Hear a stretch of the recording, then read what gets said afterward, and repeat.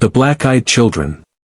It was a quiet, chilly evening when Mark sat alone in his living room, enjoying the rare moment of peace. The night was still, save for the occasional rustle of leaves in the autumn wind. He was about to turn off the TV and head to bed when a soft knock echoed from the front door. Frowning, he glanced at the clock. It was almost midnight. Who would be visiting at this hour? Reluctantly, Mark rose from his chair and made his way to the door, the uneasy feeling growing in the pit of his stomach. He peered through the peephole and saw two children standing on his porch.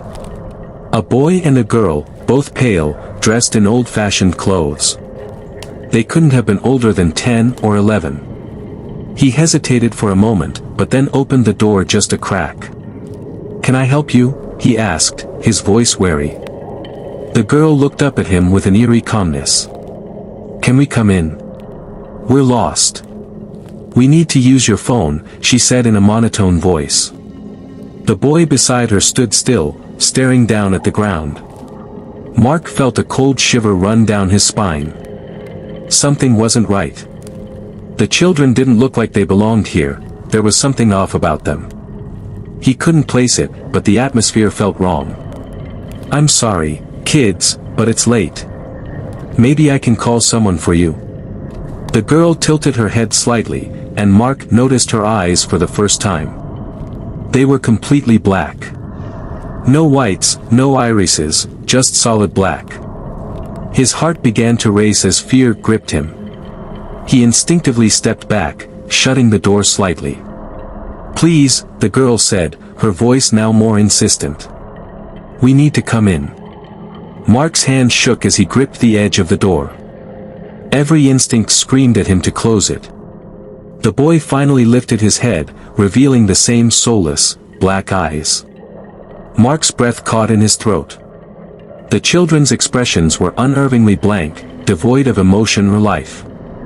He slammed the door shut and locked it, backing away in terror. The knocking started again, this time louder, more forceful. The children's voices called out from the other side, growing more demanding. "Let us in. We need to come in. We won't hurt you." Mark stumbled into the living room, his mind racing. What were they? Why were they here? His heart pounded as the knocking became frantic, almost violent. He grabbed his phone, but his hands were shaking too much to dial. He could still hear their voices outside, now almost screaming, "Let us in." Suddenly, the knocking stopped.